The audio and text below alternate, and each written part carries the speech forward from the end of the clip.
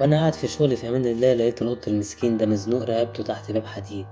خدته وجريت بيه على المكان اللي انا شغال فيه وقلت يمكن الحقه، اديله شويه ميه اعمله اي حاجه. بحرك فيه كده زي ما انتوا شايفين، قطع النفس خالص. بحاول اعدله كده عشان يقوم يمشي، مفيش. شايفين؟ قط صغير يا جماعه، عمر شهر او اقل من شهر بحاجه بسيطه كده. بصوا، بصوا هنا بدأ بقى يفوق شويه. شايفين بيعمل ايه؟ بيحاول بأقصى ما عنده ان هو ياخد نفسه. برفعه بس انا عايز اخليه بس يحاول يفوق. لما انا يعني ده قط بلد، يعني هتمسكه هيحاول يجري، هيحاول يفلفص منك. فانا ماسكه بس بحاول ان هو ايه، يفوق شوية. بصوا بيعمل ايه، شايفين؟ هنا بدأ يحاول يمسك كده في الدنيا، ويحاول يقف كده على رجليه.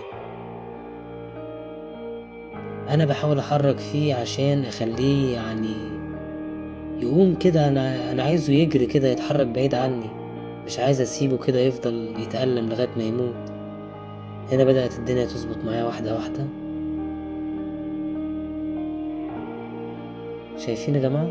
نفسه، بصوا بصوا، شايفين عينه؟ حد ملاحظ عينه؟ شايفين اللي في عينه ده ايه؟ معرفش هو في مشكلة في عينه، ولا هو عنده مشكلة في عينه، في حاجة انتوا اكيد شايفينها. هنا بدأ القط واحدة واحدة يستعيد وعيه. واحدة واحدة بدأ ينظم نفسه شوية. بحاول افوقه كده، امشي ايد عليه، اطبطب عليه. هنا بقى خلاص بدأ يعرف يقعد يسند نفسه، بس باين عليه ان هو مجهد جدا. شايفين؟ هنا بقى بدأ يقاوم، ده اللي انا كنت بقول عليه. امسكه، انا عايزه يقاومني، عايزه ينزل، عايزه يجري مني.